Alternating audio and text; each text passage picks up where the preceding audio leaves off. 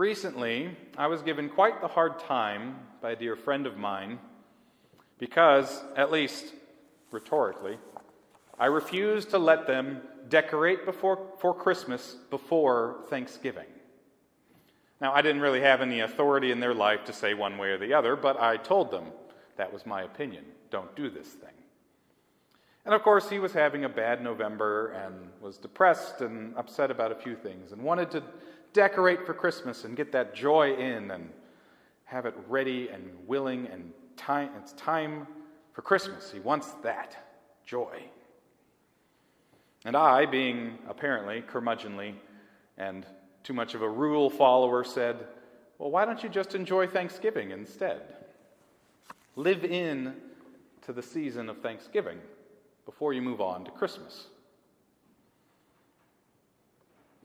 Because each season has its own space, its own time, its own focus.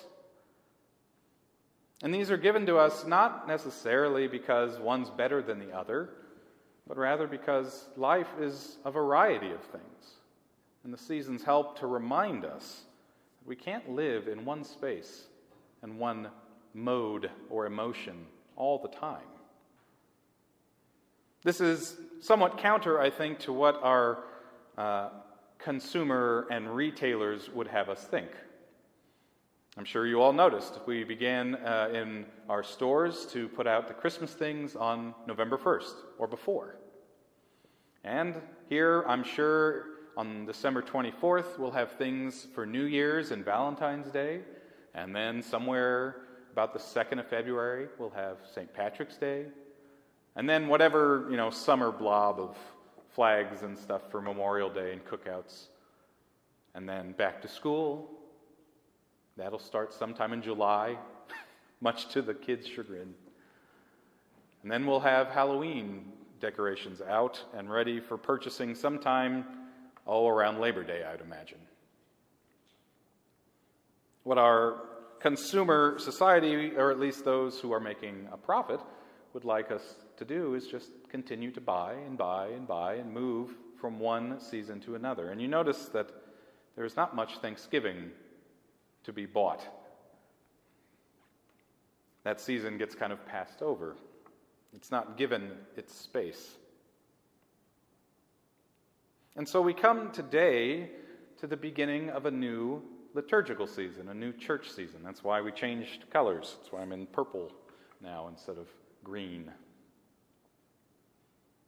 And so what is the space then that we are supposed to be celebrating? What is this season meant to help us do? Well, we are in Advent, and Advent is a time of preparation, a time where we look back to the preparation that Israel did trying to make ready for the first coming of Christ, and where we now, on that other side, do the preparation needed to be ready for his second coming, when he will come to judge the living and the dead. We are coming here in Advent to live through, and as a church year, we remind ourselves that it is time to prepare. If we have set things off, now is the time. Prepare for the coming of Christ. We heard in our gospel today Luke's account of Jesus' teaching about the end times. It's a confusing passage. A friend of mine said, I don't preach on that because I would rather do an hour-long Bible study. But here I am preaching on it, so we'll see how it goes. And so Jesus is teaching his disciples, again, as they walk past the temple, and one of them says, oh, look how great stones these are, and what magnificent buildings. And Jesus says, not one stone will be left on top of another. And they ask him, what's the sign? When do we know this is going to happen? What are all these things? And so we spend a few chapters talking about the destruction of the temple or the end of the world or both, kind of back and forth.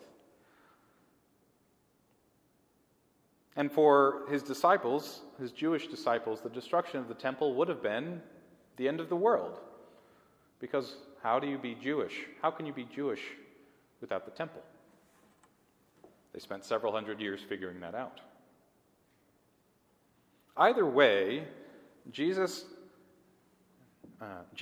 exhorts, he encourages, he teaches that we are to be ready, to be on our guard, because these days will come unexpectedly.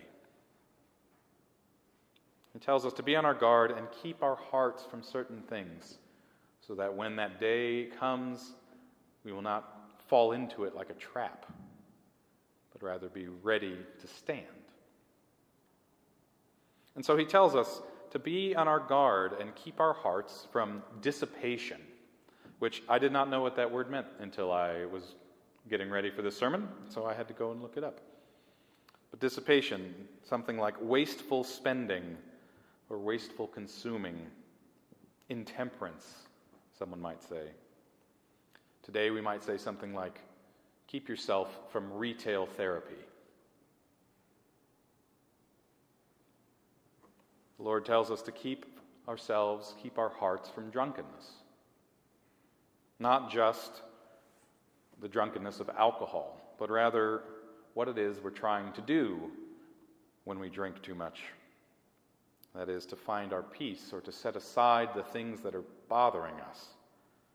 And we can do this with things that are not alcohol.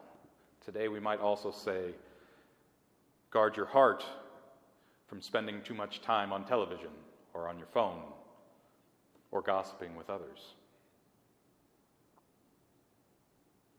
In other words, do not try to find your peace in the things of this world, but rather in the one who is to come. And last, he says, be on our guard and keep our hearts from the worries of life, the things that weigh us down, things we talked about last week, the politics, the money, sickness, and death. Guard our hearts from these worries,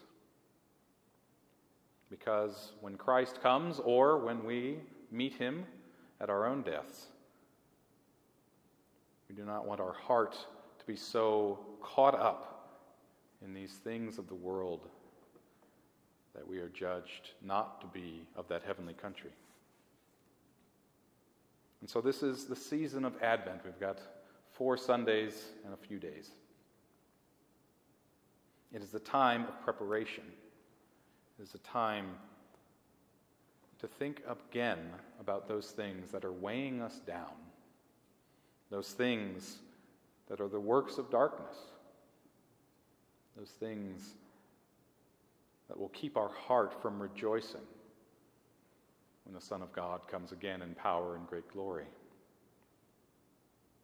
And so give this season its space.